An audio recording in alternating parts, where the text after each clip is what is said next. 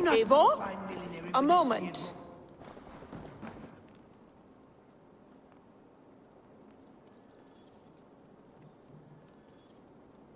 Eivor, thank Tyr. I heard shouting. Is something wrong? Holger robbed me, and I demand he be punished. Rot disappointed word. Does the deer rub the stream when she takes a drink? Does a cow rub a field when he crops on sweet grass? Eivor, this matter requires sensitive judgment. Will you?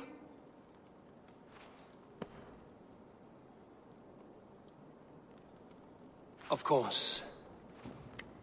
From the beginning, please. Well now, there is no excuse too small, I see. Nothing to keep you from coveting that seat, is there? In Sigurd's absence, who has better claim to oversee these disputes? You might leave them to work it out for themselves, but that would mean letting go, would it not?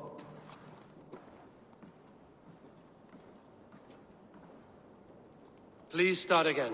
Tell me all that has happened. I will start. I have been falsely accused by this Saxon Philistine. A filly what? Are you mocking me? Silence, please. I will hear both of your complaints and render a decision, awarding compensation if needed. Understood?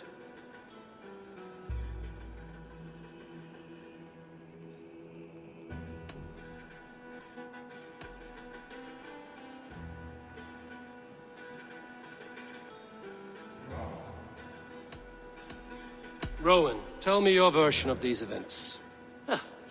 As you are aware, Holger and I are neighbors. Near enough that I often catch him at my stables, stealing my tools.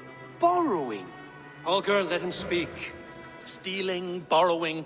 My point being, I have always allowed him to use whatever he pleased. I greatly admire your Norse generosity and had hoped to match it. But this morning, Holger stretched the limits of my grace. Entering my stables for their feed, I found my most beautiful, gentle mare stripped of her tail. Bereft, not a strand in sight. I am ashamed to say my natural suspicion drew me to Holger, and how right I was. For when I peered across the lane, there he was, gripping a horsetail brush slathered with indigo, dragging it across a sheet of Painting, Rowan. I was painting. You make it sound so crude. You see? Such willful arrogance. It will take ages for Ilgafur's tail to reach its former length. I demand compensation. I understand. Thank you, Rowan. Holger, let me hear your side. Eivor, you have known me as a skald for years. You have seen how my poems bring life and joy and wisdom to our people. And you know that my work requires a certain, let us say, freedom. To make use of rare resources to compose my verses. Often when lacking the proper tools, I have made use of novel items. Alvis's walking stick, Tovi's inks. All were given gladly. You cut off my horse's tail to make a brush, you bleeding... Rowan? As I was saying, this morning in the throes of poetic reverie, I realized that my latest piece required delicate brushwork. I could have used a frayed stick, some cloth, my hands, but no. I needed something gentler, softer.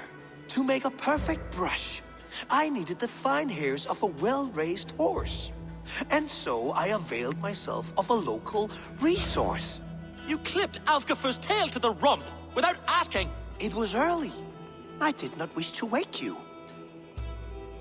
Thank you, Holger. I believe I understand your position. I believe I have heard enough. If you will... My horse looks like a fool, Eivor. No handsomer than a donkey now. You must do something. Do not conflate hair with beauty, Rowan. She remains radiant. Elgifur's hair will grow back in no time. Quiet, both of you. Now listen.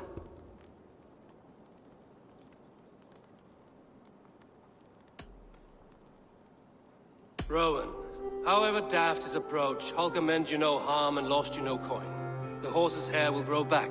But... And you, Holger, your habit of borrowing without asking ends today. apologize to Rowan and greet as friends. This had best be a very good apology. It will be. To you, O man of horses, I do offer my utmost apologies. And to Elgifer, most elegant of mares, I dedicate my finished work.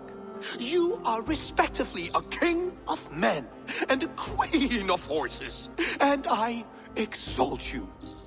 I am sorry. Rowan, does this satisfy you? As much as it can. I accept the apology. Good. Then by Tyr's blessing, let this matter rest. We're done here. Return to your homes in peace.